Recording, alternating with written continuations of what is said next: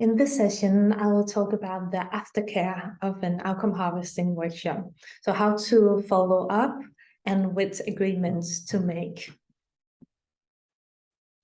To finalize the outcome statement, it's important to agree on the further process after the workshop.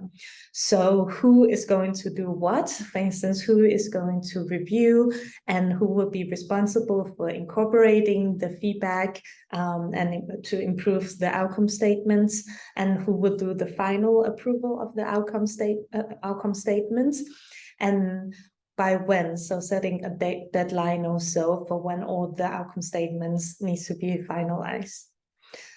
Another thing to agree on is how to archive the outcome statement. So do you want to use a box folder to submit and to store all the outcome statements, or a Google Drive?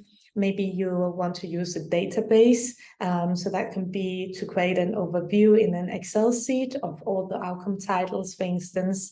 And here you can also insert which outcome area each of the statements are linked to, and also who are the actors, or what level of change did it happen, local, national, regional, global. So in a database, you can incorporate more information.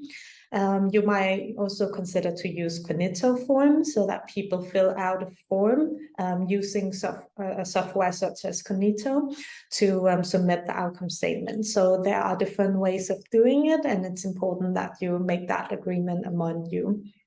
And also, if you choose to store the outcomes in a box folder or in a Google Drive, how to name the documents to make sure it's consistent and easy to find back to.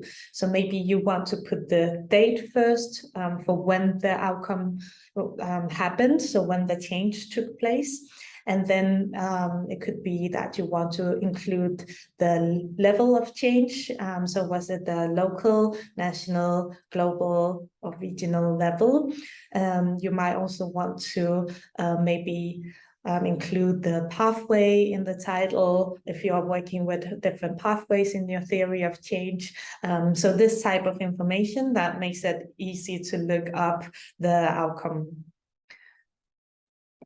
And also, important part, to use the harvested outcomes and how to do that and when. So we recommend to do the harvesting twice a year, once before the annual planning and once before the reporting. So this is very much indeed to use that information to directly feed into programming. If you do it before the planning, then the analysis of the contribution of the intervention, and also if you do look at the effectiveness of the strategies that can be used, that knowledge and findings to adapt any strategies, intervention activities as necessary.